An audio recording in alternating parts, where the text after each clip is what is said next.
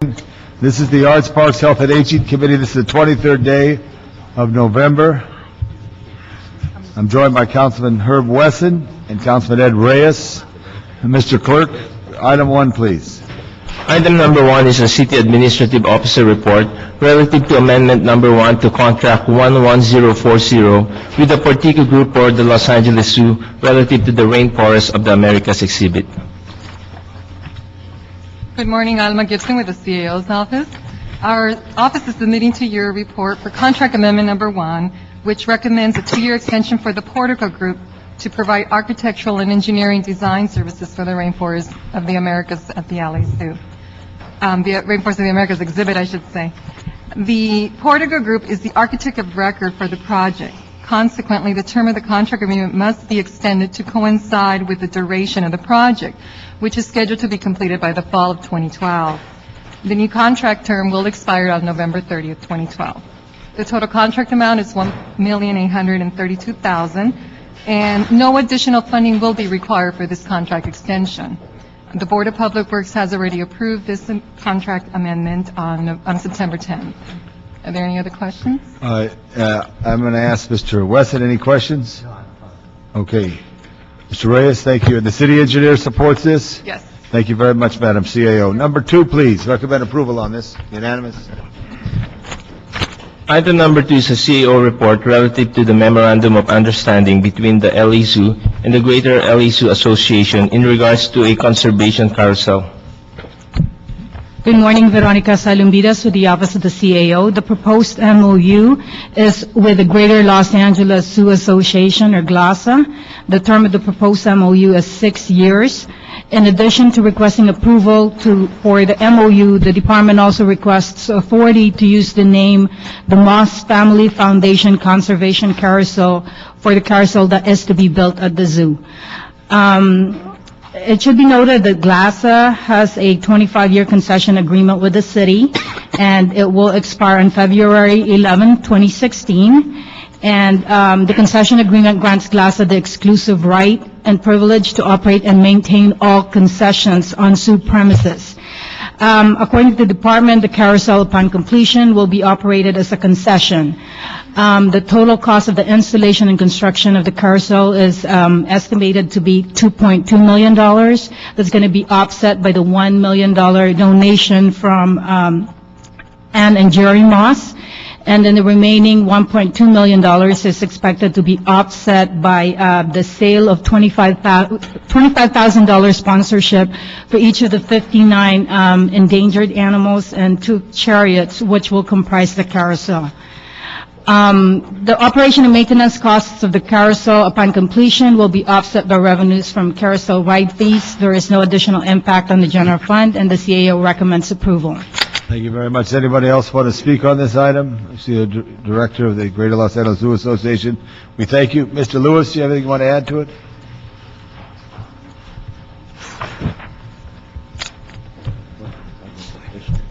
Good morning. John Lewis, Director of the Los Angeles Zoo. Just one comment. When we wrote the report, we were chugging along on this project.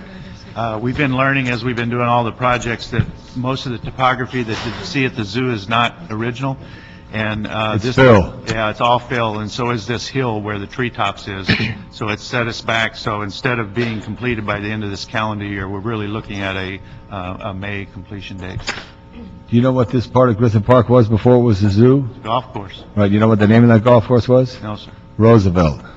And they moved Roosevelt over to Los Feliz side. The archery range was over there. Yeah. And then the archery range was moved over to the side. So, okay. So, Mr. Reyes, any questions? So it'll be located near the former golf course? No. It was located in the zoo. In the zoo. In the zoo. In the heart of the zoo. Okay, so it's right in the middle. You already have a location? Yes, sir. Yes, sir. And the location is identified in our master plan as visitor amenities. Okay, okay. Thank you. Mr. Wesson, thank you very much. And also, the existing historic carousel, this is not in competition with that existing historic carousel. This is inside the zoo attraction that is there. That's right. And we do support the historic Griffith carousel, where Walt Disney used to take his daughters and dreamed of Disneyland. Right. Thank you so much. Thank you. Recommend approval? Yes. So ordered. Next item. Item number 3 is a motion by Councilmember Labange and Garcetti relative to Proposition 84, Nature Education Facilities Grant Application for the Sustainable Homestead and Marketplace Project at the LESU. Okay, we have a report from a zoo director on this. I don't know if we had a CAO report. We do have a recommendation, I believe, but this is a state bond program, Prop 84, that Right. sets aside about $94 million for projects that either provide or promote safe drinking water, water quality, and supply. I think it's similar to the Prop O project that we had here in Los Angeles. And we were approached by the state to potentially submit a grant, and initially they told our support organization, GLAZA, that they could apply for the grant, and once they submitted the grant and they reviewed it, they realized that really it should more appropriately be a city application. So that's why we're coming in kind of late asking for support to apply for this grant. But this would be an educational program here, using that POP to inform those who visit the zoo. Yes, it's really a supplement to the Rainforest project that was on the first item on the agenda. When we did the original concept of that project, the theme of the project is everything has a home. And so we had a section of that project after seeing the animals where we're going to talk about how could you live in the rainforest sustainably. It got dropped out when we got the original bid. So if we were succeeding in to get this grant, that's what we would add back. It's kind of a homestead where sustainable living in the rainforest, we could give examples of how to do that. Now, is the CAO going to give a report on this? I think it would be helpful. Mr. Reyes? So just for the sake of clarity, the program itself is educational, but the facility itself, will it feature stormwater harvesting technology? How does it reinforce the whole issue of what Prop 84 is supposed to be used? Right. It would illustrate various ways of new technology, solar, water reclamation, also perhaps things like a butterfly garden, because in the rainforest, instead of capturing butterflies, those that are in danger and not, and shipping them out, what's happening now is that a lot of people are actually farming butterflies, and so they sell the caterpillars or the eggs to institutions that have butterfly displays. So it's a way, instead of cutting down the rainforest, that a resident could make money. Tropical fish is another way.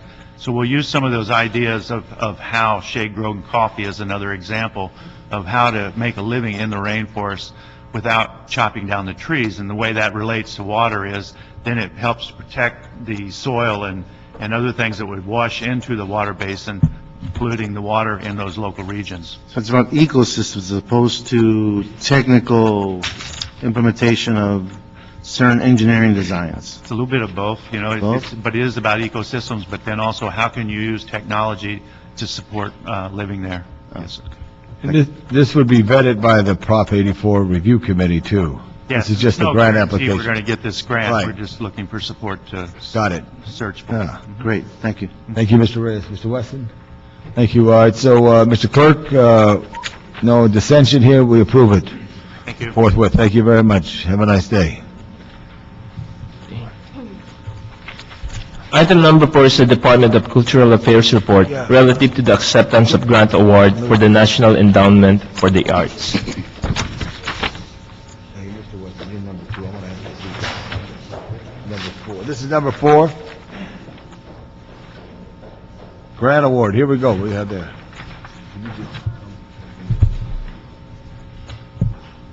I want to ask the zoo director a question. I'm turning the meeting over to Mr. Weston. It's committee of 2 right now. Thank you. Mr. Weston. Good morning, sir. Good morning. Saul Romo for the Department of Cultural Affairs. What you have before you is a request by the department to receive a $100,000 grant award from the National Endowment for the Arts. It's part of a grant application we submitted as part of the Mayor's Institute on Design. This is a $100,000 grant to help develop the Broadway Arts Center as part of the Bringing Back Broadway revitalization and creating an artist living space here in the Broadway corridor. So we're gonna get $100,000. That's correct, and it's to Well, I definitely have no, is that all you could get? We think that this is just the beginning of seed money. We're hoping that with our wonderful leadership with Olga Garay, we've been able to secure a lot of money from the National Endowment for the Arts, and we suspect as these programs become successful, more money comes to us, and this is really seed money, and we expect it's going to be part of a bigger project where we'll get more money. Well, I rarely have concerns when we are receiving money. It's just when we are paying money that I have concerns. Mr. Reyes? Yes, and can you just give us some general background, or conceptually, is there a site, a location? Can you give it a little more articulation? Well, the first part of this is to create a feasibility study and to provide a needs assessment study for the particular location. I don't know that we've identified a particular site. Good morning, Olga Garay from the Department of Cultural Good morning. Affairs. This is, as Saul explained, a planning grant. And so part of the outcomes of this grant will be to define a site for the Broadway Arts Center, which is going to be a multi-use development, hopefully in the Broadway corridor, that will provide 100 to 200 moderate housing units for artists. It will also have the downtown campus for Cal Arts, which is very exciting. It'll have some commercial entities in the bottom, and hopefully a small black box theater. It's a huge project that we're doing with the Actors Fund. Several city departments are involved with us, including the Planning Department, CRALA, and we're meeting with the Housing Department next week to bring them on board. And so it's a huge undertaking for our department, but I think that it could really develop into a wonderful mixed-use development. Great. Well, in your presentation, you answered about 2 or 3 of my questions, so I appreciate that. Very thorough. Thank you. Thank you. Just want to thank you back in committee here. Appreciate it. You've worked with Councilman Weezer, Yes. and then also with Councilwoman Perry. Absolutely. Yes, the council member Weezer's Bringing Back Broadway initiative has been extremely involved in all of this, and so we're hoping to launch the planning phase in January to do things like determine what is the exact need, how much should these units charge for rent, where should it be located, all of that kind of stuff is what we're going to use as grant money to determine. Good. Great. Do you know if there's done a survey, let's just say how many artists live between Beaudry on the west and That's the Chinatown on kind the of north? thing that we're going to use this money to do. You don't have that stat now? No. Okay, good. I think you also could work with the downtown news, which is very effective in Yes, many ways. we're putting together, I think, about 5 or 6 focus groups in January to start teasing out that kind of information. We're involving the bid from downtown, so we're bringing in all the stakeholders. Very good. A lot of this is timing. 8 years ago, when we adopted adaptive reuse, we were able to redefine the function of many of those buildings. So today, I believe we have about 20,000 new residents that did not exist before in the past 5 years. When I mentioned timing, though, you've got facilities now that have been invested but don't have tenants. And so I think the quicker we move on this, Correct. the more strategic we are with the timing issue, since there are quite a few structures that right now are not living up to their potential because of the economy.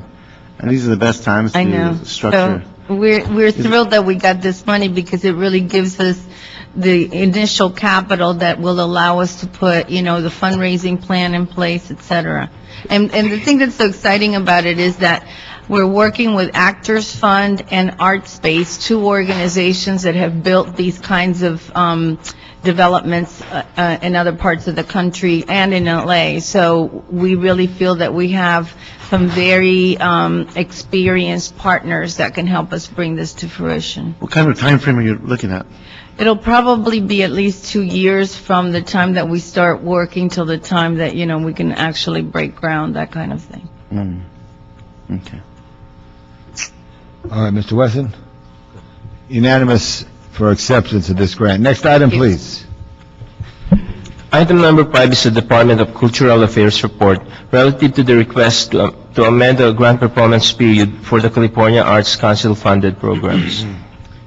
This is a request to make a technical correction to a California Arts Council grant that we received.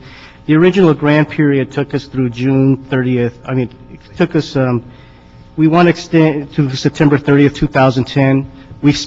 We've implemented the program, and now we've received our final payment from the California Arts Council. However, on instructions from the Office of the Controller, we've been requested to come back and extend the grant period that was approved by council so we could officially receive the last check and be able to deposit it. So this is merely a technical correction. The total here is?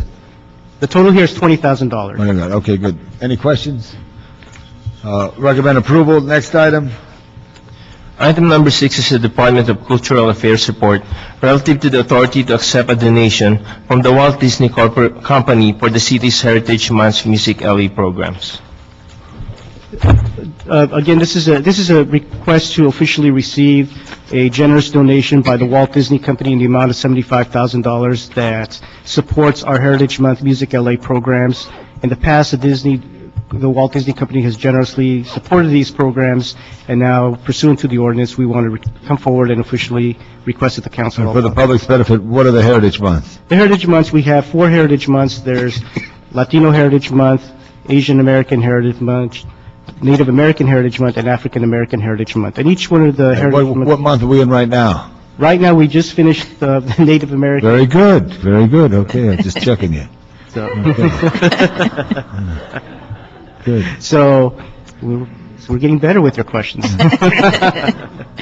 I think it's very important, as you know, Mr. West and Mr. Reyes, to celebrate diversity, and this company steps up and make this contribution, and the way you've been able to, I don't want to use the term package, but organize it is great.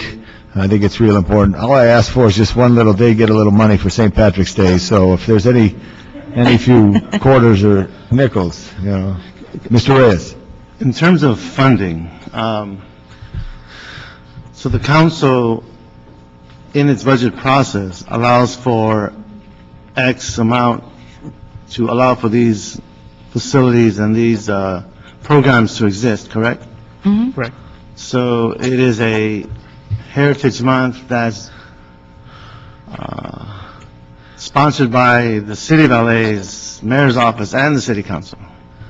Oh, you should take that up with the mayor's office, because we're sort of in the middle of that discussion, and we haven't been able to resolve that. We would love to give credit to both the council and the mayor's office, but we haven't gotten a green light on that. We have asked. Is that a charter? Well, no, I think what we could do is later, Ms. Schechter, if you would, put on here, we should have, invite the mayor's office to come and discuss this in Yeah. committee so everybody hears it. I don't want to sound petty about it, but, you know, Yeah. it's also an issue of what's real and what isn't. Right. And what's real is that the council does provide the budget, and we do provide the process. We work with the departments. The departments does a lot of work, and it's just an issue of what's real. Yeah, Right. well, we would love to give you guys credit, but it's sort of out of our... I say, this is what I say, this is a true story. I say, if you go back to the Wizard of Oz, it was when you were in Munchkinville, it wasn't the city council, but it was the mayor of Munchkinville who came a proclamation and said, everything's all right, because everything's pointed at the mayor in the municipal society that we have. That being said, though, I think it would be a good discussion to have the mayor's liaisons and in between months so we could enhance the relationship, which is so important, and certainly thank Disney with capital letters Thank for you. what they do. Okay. Thank you very much. Any other questions on that? Okay, so ordered. Next item? So we're approving item number 6, Mr. Chair. Yes. Item number 7 is the Department of Cultural Affairs report relative to the request to amend and extend the National Endowment for the Arts Big Read Grants performance. Once again, like the California Arts Council grant on item number 5, this is a technical adjustment to extend the grant period so that we can receive our final installment for the National Endowment for the Arts for the Big Read program. Any questions? So ordered. Thank you. Next item? Item number 8 is another Department of Cultural Affairs report relative to the acceptance of a grant from the National Endowment for the Arts for the period of May 15, 2010 through March 31st, 2011. This was a $20,000 grant that we received as part of a series with our partner organization, Zocalo, and it's a $20,000 grant that we we created to sponsor a speaker series. How's the one-to-one coming?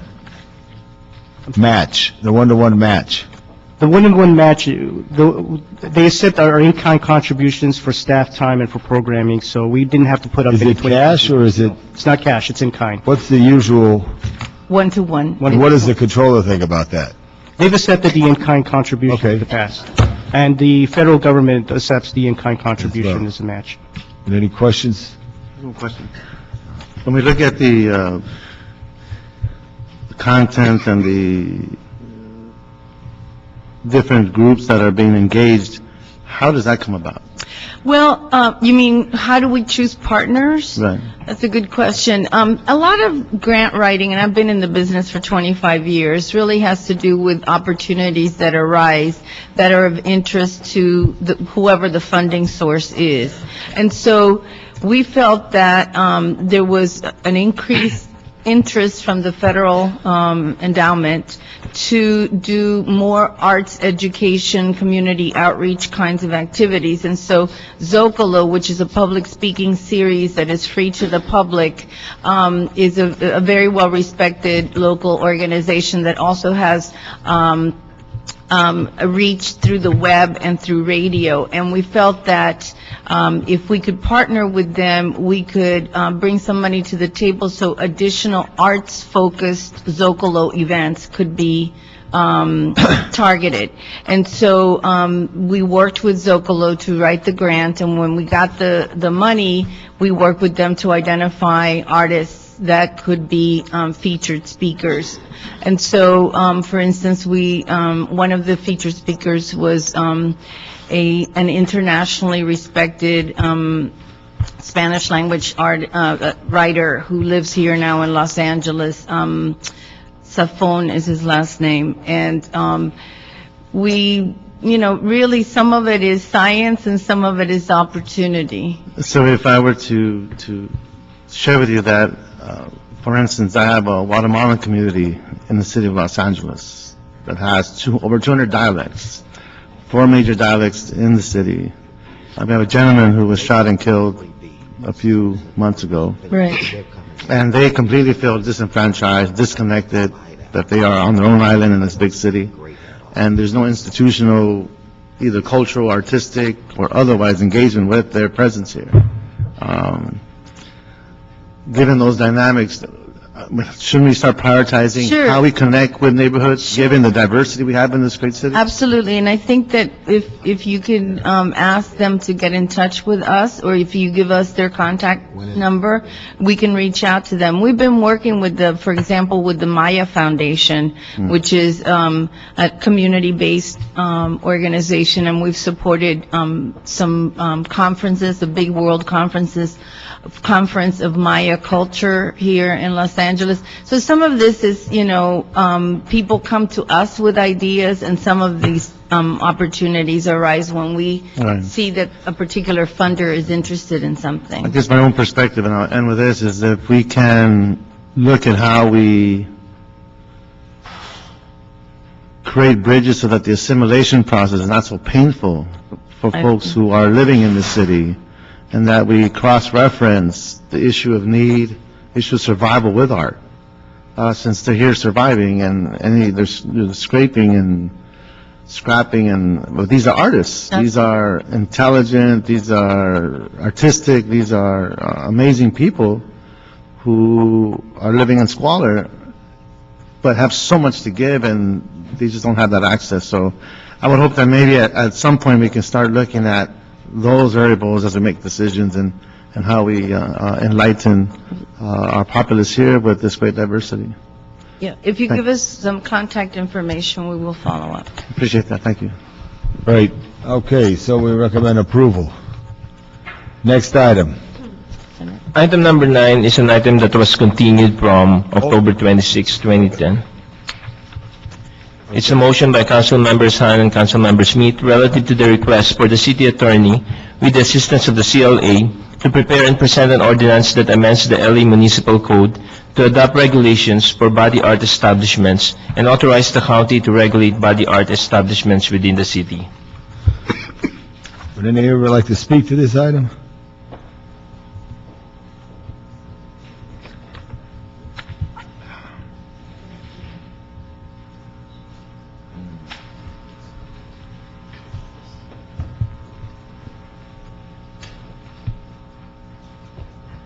Hi. Hello. I'm sorry, officer. That's okay. Where are you assigned, officer? I'm Sergeant Helen Polaris, and I'm assigned to the southeast area.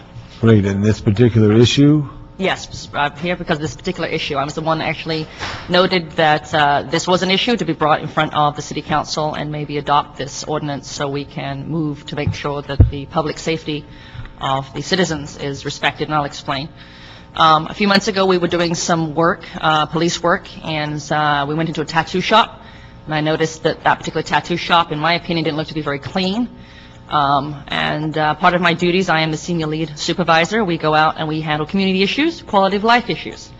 We quite frequently go out with the health department and help things like catering trucks and make sure they're clean and people can enjoy what they want to enjoy in a safe manner. When I called the county health department and asked them to come out and assist us and do maybe some sweeps in the area to make sure the tattoo parlors were indeed up to snuff and making sure that they were healthy and people could enjoy themselves and get their tattoos. Apparently, we do not, the health department does not inspect inside LA City because we have not yet adopted the ordinance from the LA County. Okay. And kind of ran into a brick wall and notified Councilman Hahn's office, who brought this forward. Ms. Hahn's deputies here, you want to speak to this? Madam Deputy? No? Okay, good. Any questions? In terms of implementation, we have the Public Safety Committee. Once we pass this ordinance, are we prepared within the police department to coordinate with the county to enforce? The county will be the one enforcing, similar to what we do when we go out for catering trucks or we go out for illegal vending, that kind of thing. The police department does get complaints from the citizens. We do not cite for those kind of things. We would coordinate a task force with the county department of health that comes out and they do the citations, they have the hearings, and they have the personnel. And we're a uniform presence to make sure that people understand that this is serious and these are rules to be followed. So the ordinance opens the door for the county to come in, That's correct. and they do the enforcement, and we facilitate. Absolutely. Okay, gotcha. And this is similar, we just passed, which we're in council today as it relates to food trucks and the lettering on food trucks, which we're going to have in council today. If we adopt what the county does, then we're one of 88 municipalities. If we don't adopt it, we can't enforce it. Very similar, sir, yes. Where are you from originally, Sergeant? I was born in London, sir. London? Really, there's another person from London back here, too. Anybody else from England? All right, okay. All right, thank you for your service there. We're going to move this to council. Okay. And public health is just as important as public safety. Protect and serve, period. Exactly, and so it's a good concept, so thank you, Sergeant, for your good work. You're welcome. Thank you. Okay, very good. Next item. Item number 10 is an item that was also continued from August 28, 2010. It's a CLA and Department of Cultural Affairs reports relative to the Department of Cultural Affairs request for proposals to transition cultural art facilities to public-private partnership. This item is also referred to the Budget and Finance Committee. Great, this is the continuation of this item.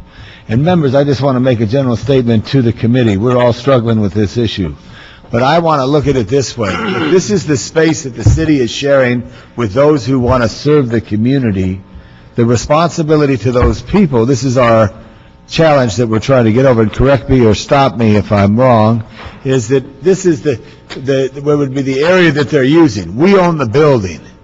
Now, I don't know if we could ask them to be fully responsible for the building because we're the property owner of the building.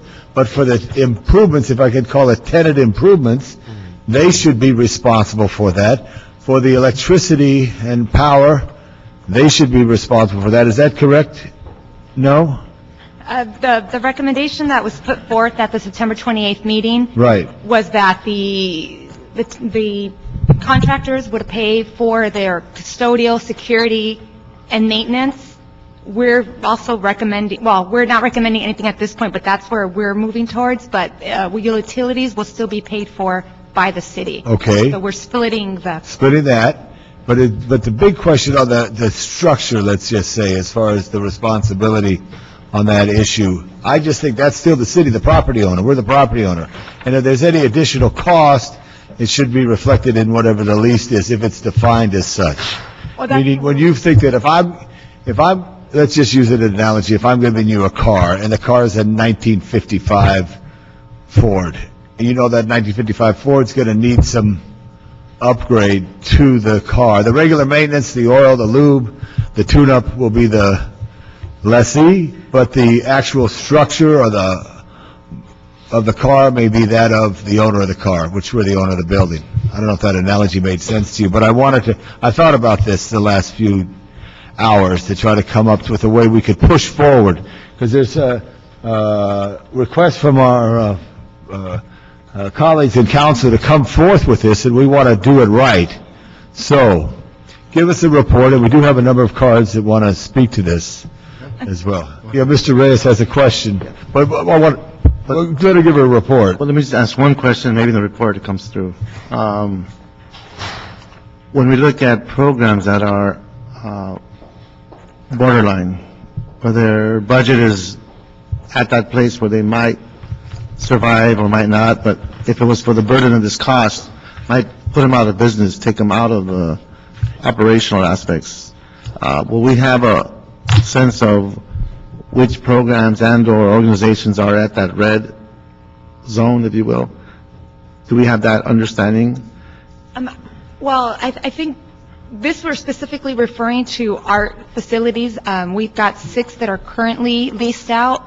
So this is not, I'm not sure if you're asking about the overall nonprofits or just specifically McWhortery, North Hollywood. Oh, so this is just for this slice? Just for the 15 for the art facilities. Okay, so this is not a general citywide policy? No, but this is the beginning.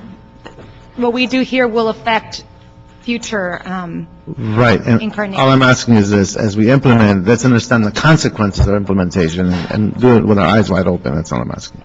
Thank you. Okay, for the report. Okay, as you know, on June 30th, council directed our office and the Department of Cultural Affairs to put together a working group to come forward recommendations for issuing a request for proposals to partner out 15, at that point it was 14 facilities. Through the working group, we've met several times, and on September 28th, the Department of Cultural Affairs presented a series of recommendations that would get basically the breakdown. It's on the chart. We would lease the facilities for 5 years with an option to renew for an additional 5. Rent would be based on a sliding scale, based on the square footage, anywhere from $500 to $1,000.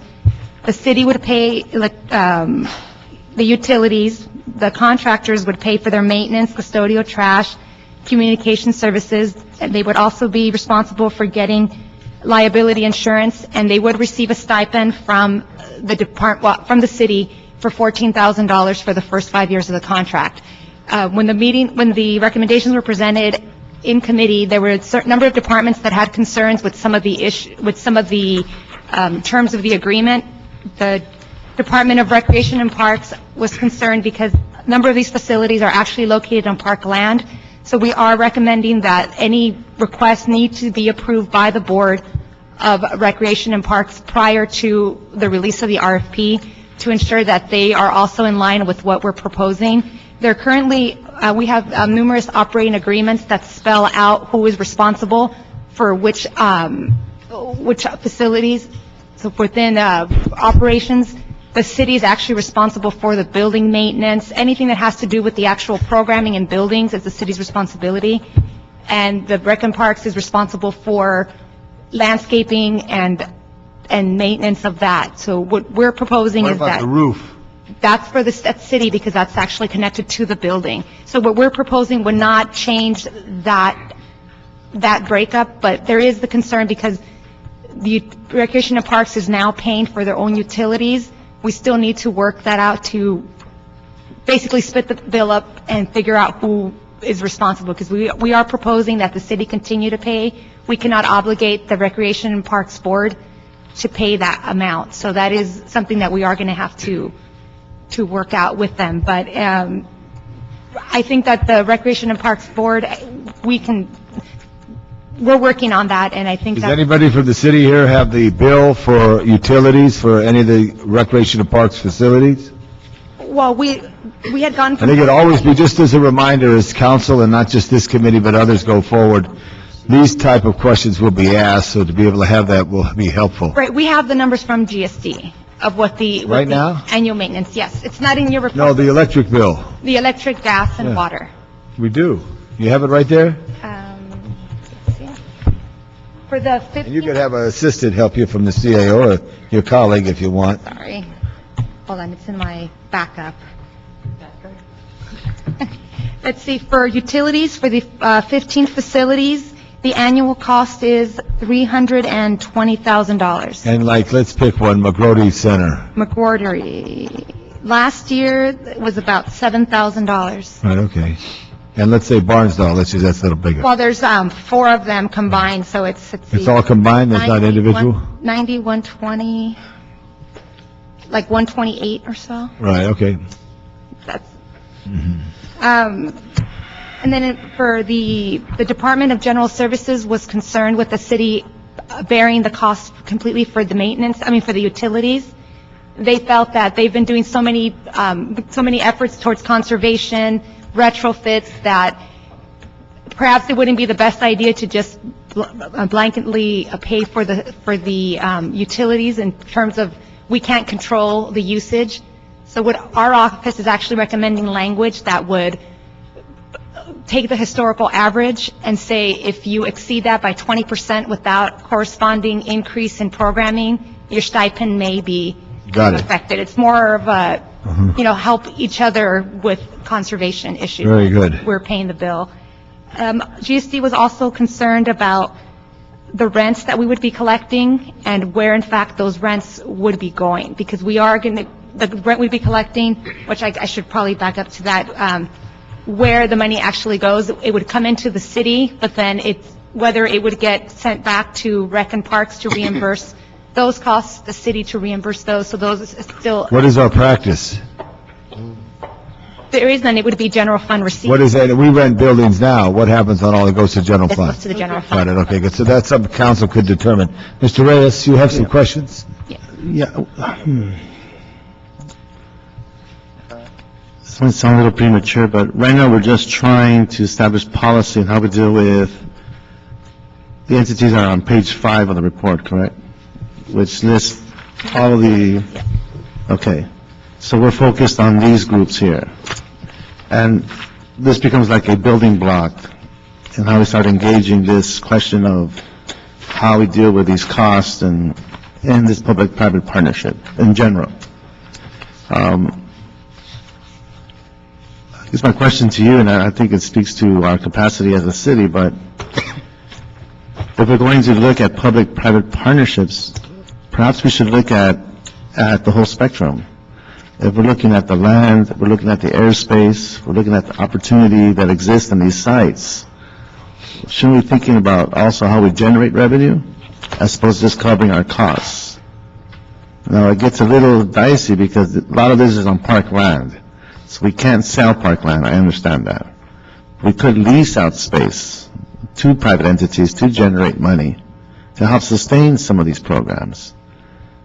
My question to you is, if we're going to go down this road, maybe we should open up the whole discussion about how we look at investment opportunities and create these relationships. Is that something that's even in your radar?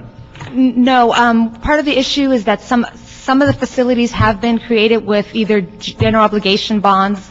They have city money, so we need, I'm not sure the city attorneys here can speak to that, but I don't think we can lease them to private, and they needs to be for nonprofit. So I think that's part of the concern, and we're just talking about the art facilities. Right. So- I understand, but when you look at real estate strategies, real estate development, you do have the ability to carve out airspace and look at that, like you do condominiums. You look at air rights, it gets complicated, I understand that. We never do this, I understand that. But these are times in which you have to be creative in how we look at our assets. And right now, I just think it deserves exploring that whole opportunity. Other cities do it in Chicago, they do it in Santa Monica, they do it in New York, finding ways to create revenues for our art programs. So how we go down that road is something we should research and figure out, okay, we got commitments with block grant, we have commitments with bonding, we have commitments with general fund, but there's also other areas in which we can explore that creates opportunities and looking at how we assess and analyze our asset base, our real estate asset base. Now, whether general services can do it or not is another question. Whether we have the skill set, the toolbox in general services to do it, that's another question. But it doesn't mean we shouldn't do it. And I think investing in that whole principle and that discipline might offer us opportunities. If we're going to talk about public-private partnerships, let's look at the whole spectrum and not just, this is important, believe me, this is important, but looking at the whole spectrum, I think is just as important for our future and how we look at ourselves as being opportunistic in these relationships. Councilmember Terry Sauer with the CAO's office. We can work with GSD and find out what they're already doing in the area of density rights. I know the council has taken some action. There are some density rights as it relates to the convention center, but I believe those are cut out and set aside. We can certainly talk to GSD and get back with you and or your staff on what opportunities might be available. Right. Just in general, GSD has Asset Management Division has been impacted significantly by ERIP. So Right. we need to figure out what resources are there, but perhaps they have already looked at this and we can get back with you. And like, for example, on organization under number 11, the William Ray LA Photography Center, that particular facility, 12 years ago, 15 years ago, we had a private-public partnership potential. But we were told because of the charter, the park could not allow certain things to happen. It got so complicated that the investors walked away. But they wanted to maintain the park. All they wanted to do was add on to the facility. They were going to make their profit based on who they wanted to target, which was residents or artists. And we couldn't go there. And so we were told why we can't do things, but we're not told how to make it happen.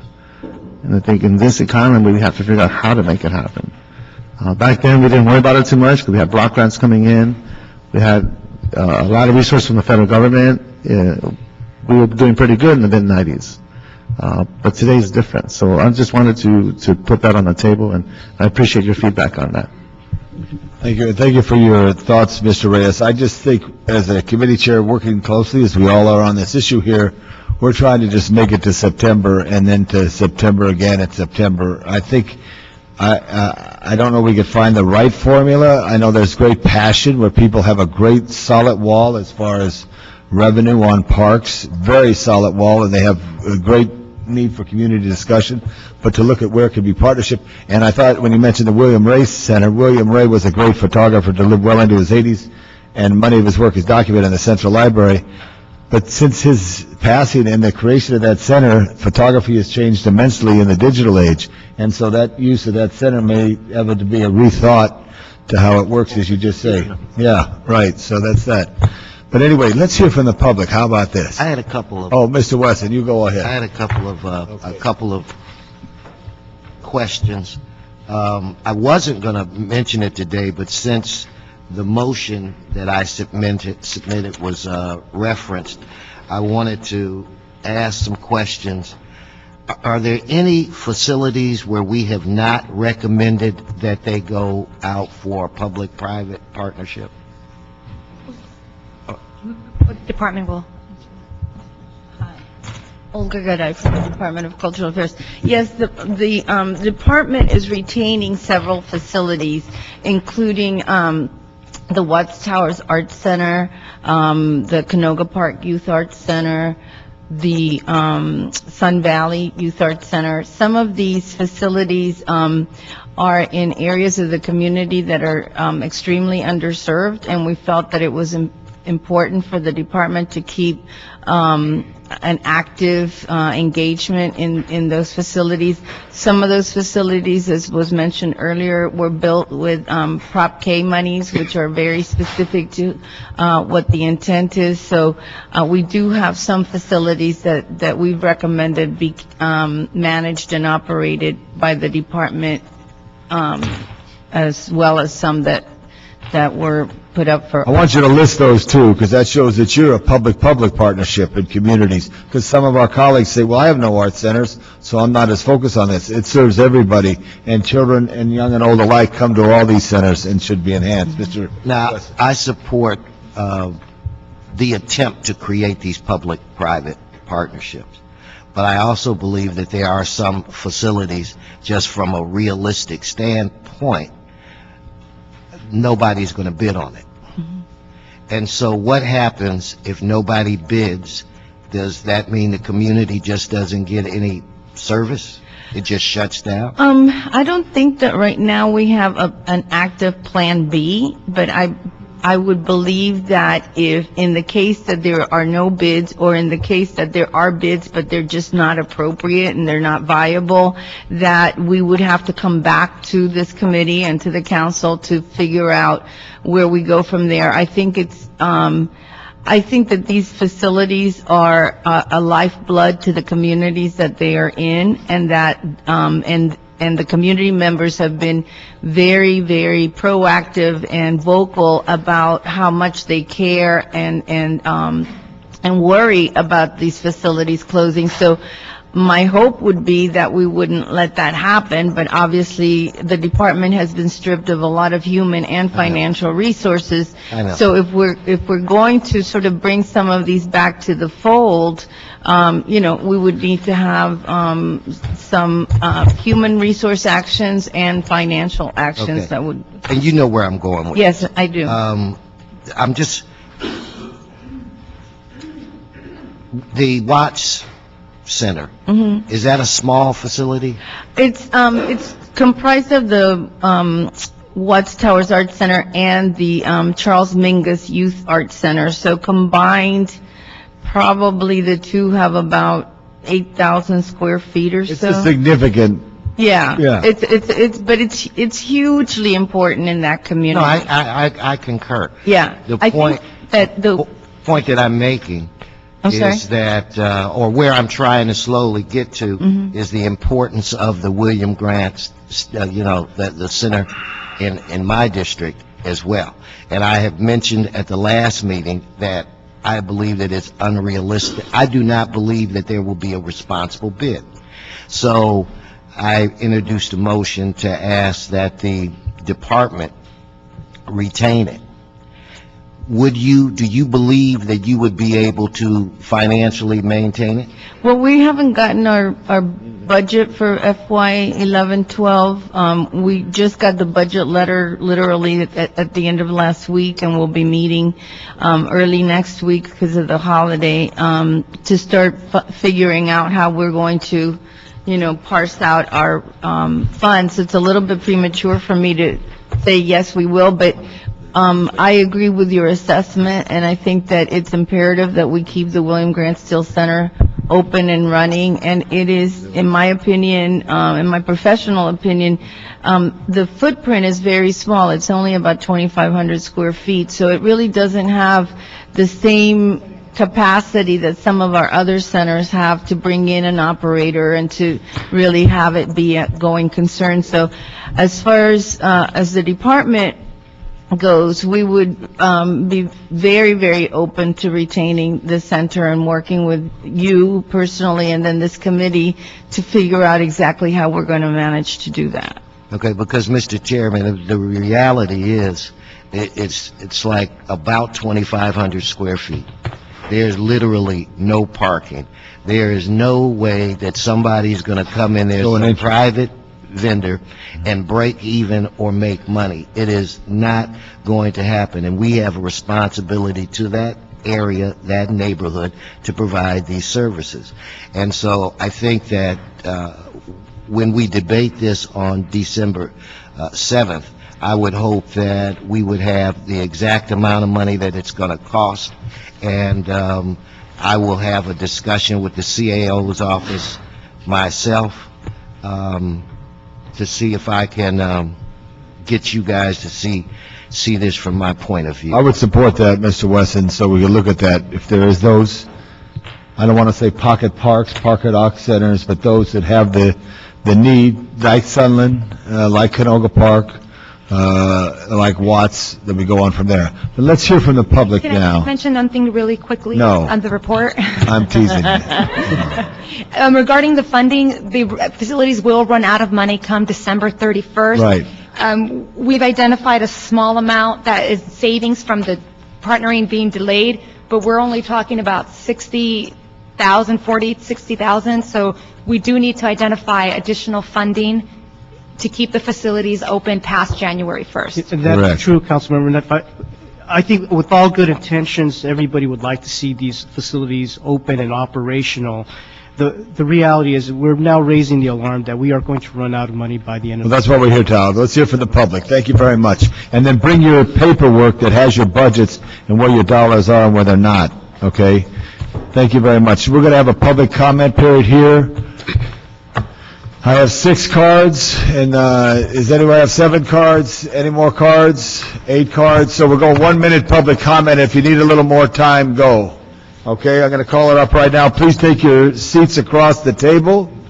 Relax and let us know your comments. Margaret Flynn, Aaron Donovan, Joseph Young, and David Bell.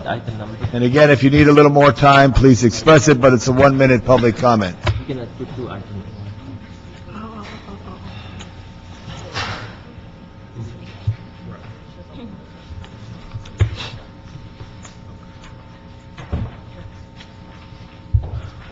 Margaret?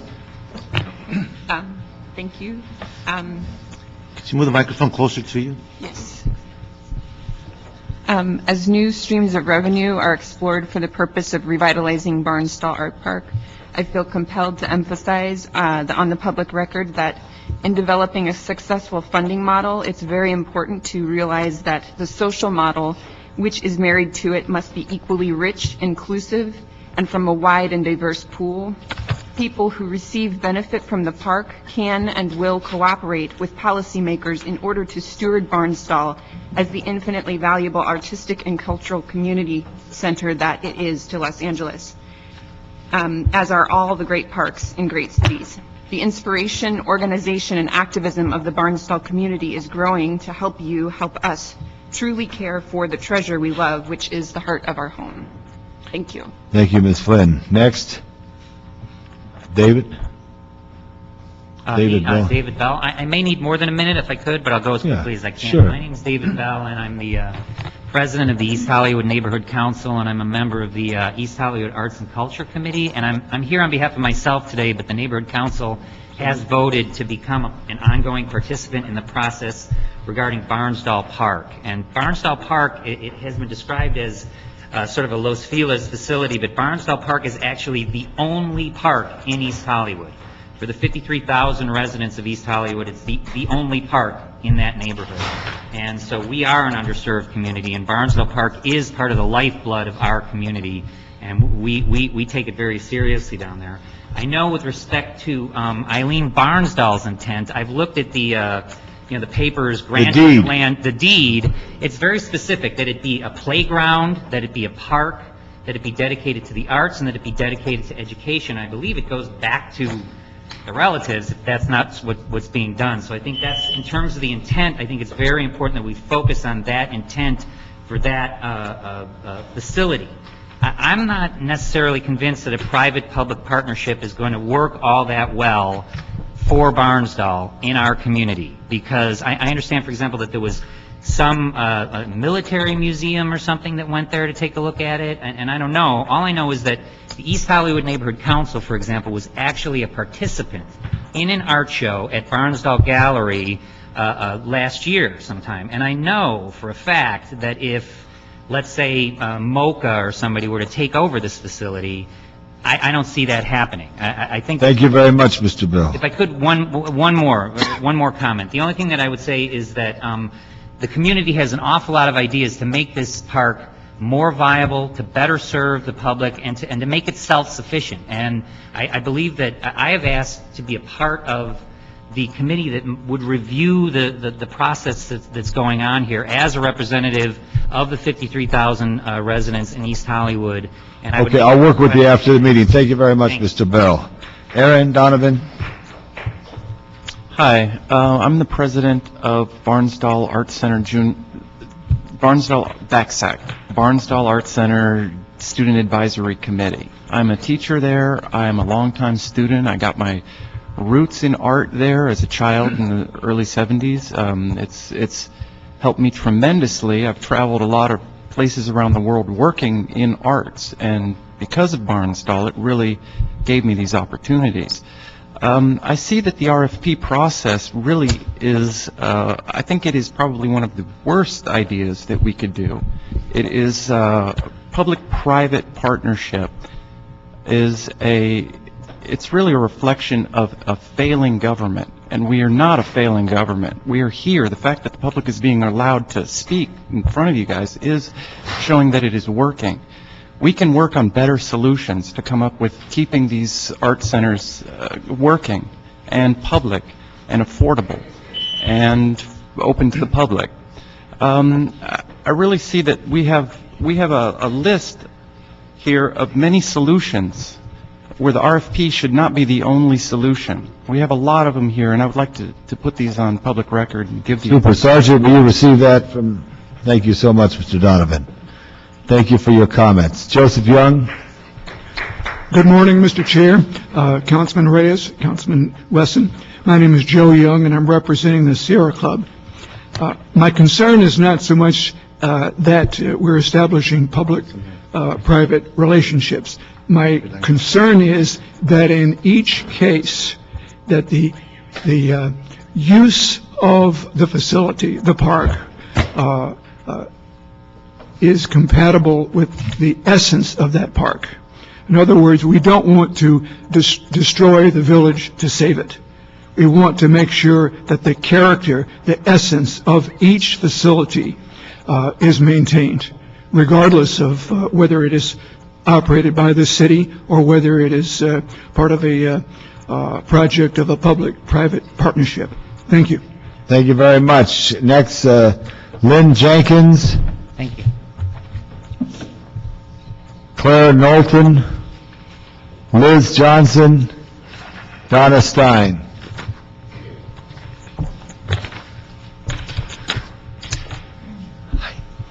Good morning. I'm Lynn Jenkins. I'm a grant writer. I've been a student at Barnsdall for 10 years, and I love our city and I love my art park. I believe that the RFP is a really misguided economic model for some very solid reasons that I believe Mr. Reyes was sort of beginning to see, because I don't think that any financial solution is going to be successful if it does not support arts programming that engages and reflects the community interests across social economic levels. And that's been one of the difficulties with the Department of Cultural Affairs' inability to sort of overcome a certain high art snobism. And I'm sorry to have to use these terms, but I really want to get to the point and talk some turkey here, and reach out and access community. That's the point of a public art center, is to allow the public to have access. I don't believe that any private entity is going to be able to do that. There's just the temptation to put forth their own agenda. And what the real issue is, and I'm going to speak just for a moment in sequencing terms. In the for-profit world, we would call it, we have a problem with sequencing here. We always put the cart before the horse. As Meg Whitman found out, you can throw $140 million at a situation and still not win. Okay, so what we really need to do is sit down and find out what's going to engage the community, because that will in turn engage financial resources. Thank you very much. Next speaker, please. My name is Claire Knowlton. I'm the Executive Director of McGroarty Art Center. We've been partnered since 1995, and we are ready for our RFP. If there is any way to extend the term of the lease from 5 years to 10 years, it would be really helpful in allowing us to secure capital funding from foundations to actually bring money to the table to improve our facility. It's something we'd be very interested in doing. And if there's any way in the language of the RFP to include something about a history of support within the community, or some sort of demonstrated support within the community for the bidders, I think it might help alleviate some of the fears of the other groups that they know a large MOCA isn't going to come in and take over their community art center. Thank you very much. Could I ask the city attorney a question? to extend it from 5 to 10 years. Is that an option that we could, if we want to do 5 plus 5, if we wanted to go 5 plus 5? It's certainly something we can. Something we can look at. Thank you for the suggestion. Next, we're going to have Donna. Donna Stein. I'm the Associate Director of the Venda Museum and Archive of the Cold War, which is currently based in Culver City. We're in favor of the idea of an RFP and would very much like to support the process. We have... Is that on Culver Boulevard? I'm sorry? Culver Boulevard, is that where it's located? No, it's off of Slauson and Buckingham Parkway. It's in a private business park, though we are open to the public on an occasional basis on Fridays and by appointment. Most of our programming is community-based, and it's primarily been done in Los Angeles in partnership with various organizations. We believe that preserving the past is important, but it has to inform the present. And so our programming has very much directed itself towards engaging with community. And so we feel that the Barnsdall community support would be essential to our development of programs. Thank you very much. Liz Johnson. Hi, Grand Vision Foundation and the Warner Grand Theater. We are in favor of the RFP. We think it will help the Warner Grand Theater to grow. We think that it's been brought to an incredibly successful point to date, and that we can bring it further, continuing to serve people at every socioeconomic level in our community. A couple of concerns. We echo your concern that we extend the lease to 10 years just to create more stability. We also are concerned that the RFP doesn't simply look at what programs or what programming that the group has done, like not those like what shows have you put on that I would want to see or something, but really look at the potential partners or respondents' operational skills, fundraising capacity, administrative capacity, really trying to drill down and identify that these organizations can do the job. And I did also want to just mention that it is unlikely to think that many of these are going to make money or break even. These facilities, arts facilities, don't do that. They rely at least on 50% donations, if not more. Thank you very much, all. Next, four speakers: Meg Madison, Nyla Aslanian, Jeannie Watkins, and Ziva Zashing. Excuse me, Ziva. Ziva International, a.k.a., excuse me. Let you go first there, a.k.a. Ziva International. Thank you so much. My name is Natasha Zagin, also known as Ziva International. I sat on the very first Downtown Neighborhood Council's Arts, Aesthetics, and Culture Committee when I was blind. And if you remember the belly dancers in City Hall, I brought them in when I was blind. I'm here to tell you we are against the RFP for Barnsdall Art Park. Barnsdall Art Park is unique. Barnsdall Art Park does not want or need an RFP because Barnsdall Art Park has a tremendously powerful community support. There's a huge group of activists who have pulled together with skills and abilities, and really there are so many other facilities that do need RFPs, that do need the city's time and money to put into this. We have a series of alternative programs. I have heard you speaking about seeking a new model. Pretty much all the things you guys voted on the last 3 years ago, 4 years ago were shot because the economy is shot. I come from New York, where I grew up cutting my teeth on sweat equity projects. Allow the Barnsdall Coalition to bring you the new model, based on thousands of years of old model where communities come together to make something happen. Barnsdall is central. It is one of the most diverse and central areas in LA. Allow us to bring you a new model to show Thank you very much. How it can work. Appreciate it. My name is Janine Watkins. I'm here, I heard something earlier that I disagree with, but I'm here to support William Grant Steele. I don't believe at this point that they should be privatized. What I'd like to say on behalf of, excuse me, the Watts community is that we fought diligently not to be on that privatization list. It wasn't some gracious gift that we weren't on the list. We fought, we petitioned internationally to get off that list, and so we fought for that. And I just want to go on record to say that that's what we did. William Grant Still needs to be protected. I challenge you, Mr. Wesson, I challenge Parks, and I challenge Janice Hahn to get together so that we can begin to talk about cultural tourism. Cultural tourism needs to be done in the city in a way so you can begin to grow a budget that allows you to keep these institutions open. Cultural preservation, cultural history is important to this city, and this body needs to come out of those chairs and get into those communities. We will tour you.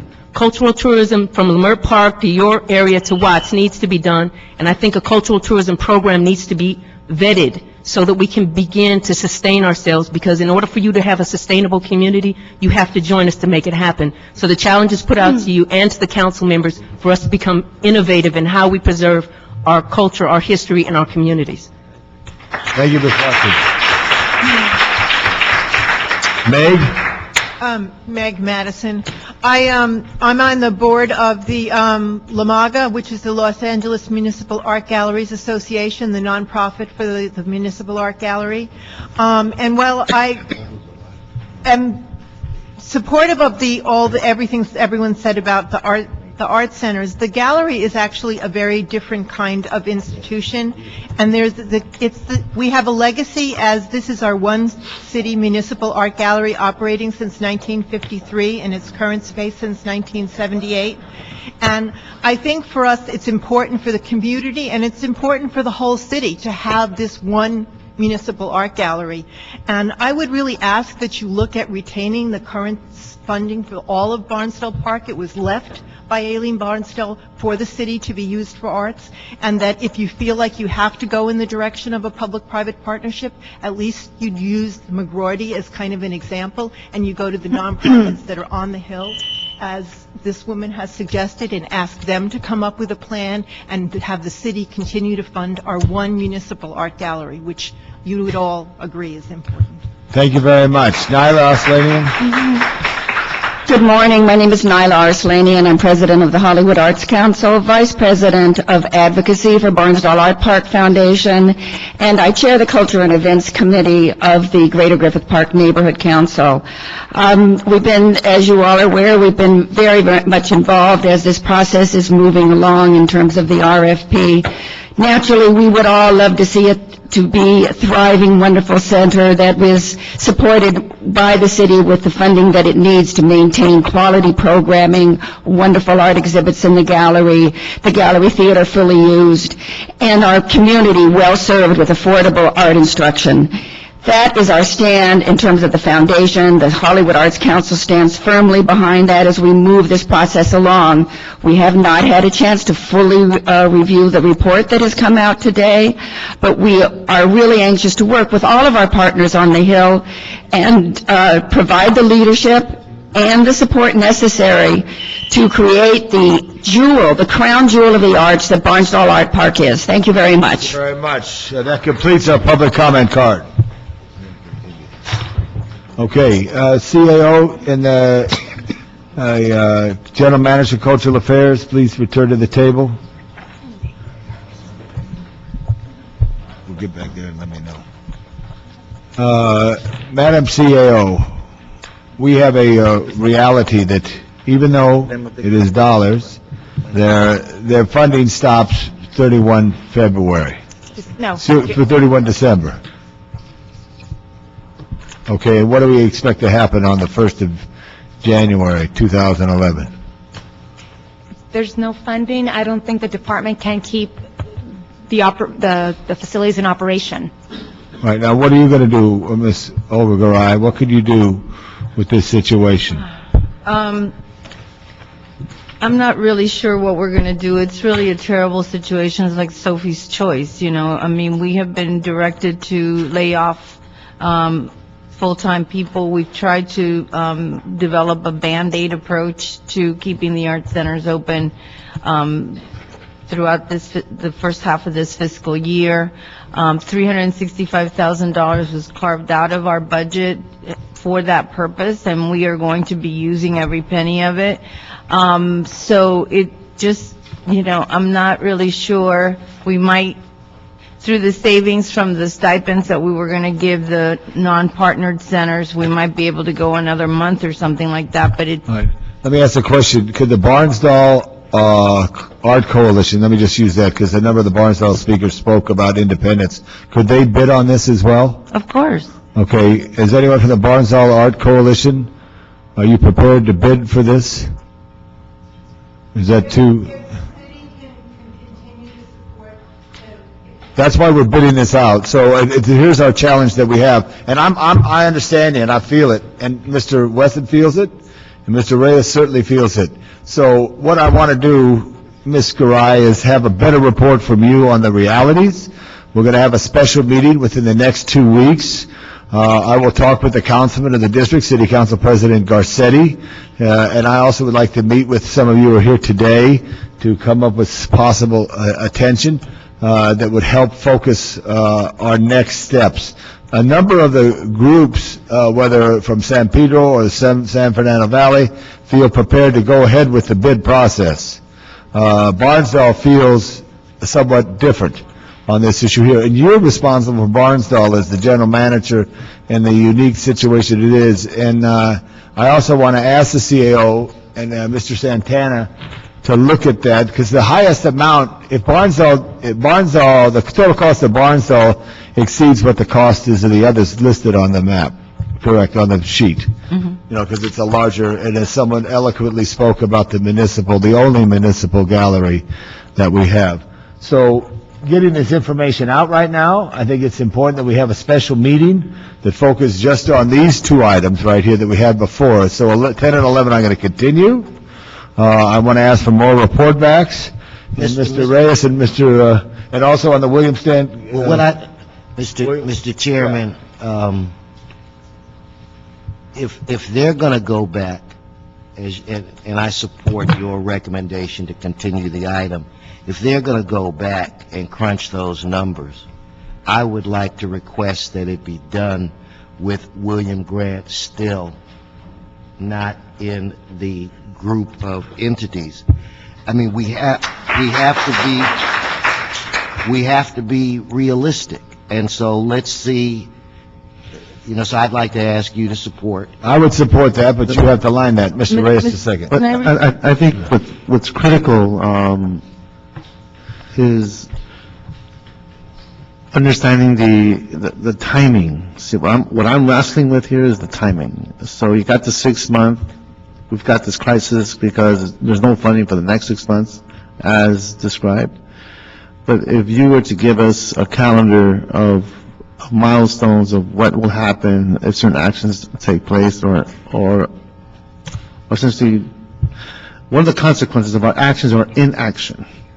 Well, I mean, we have been reporting that we only had money through the end of the calendar year for months now. No, I understand that, but every center has their own life, their own universe. You've got your own set of advocates, supporters, detractors. You have a whole stage of people in each center, and how that information comes across really differs.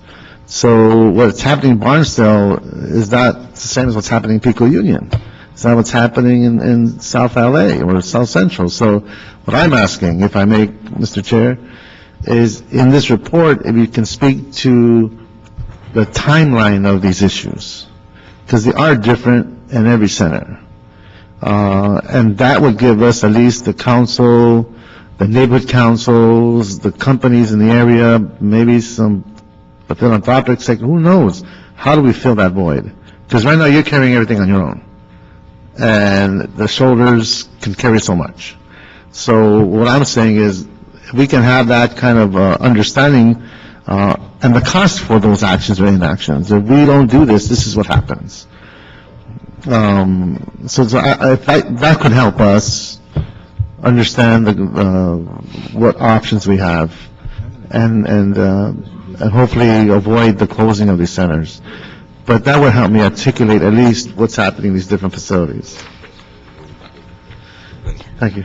Okay. Can I just respond? Yeah, real quick. Yeah, just, there's no more money for the William Grant Still Center for the rest of the year, so we should include it to make sure that we come up with the funds. Now, there's that a are- way that we can word this. I want this, where it relates to item 11, you're indicating you want to go out with an RFP and you list the various entities.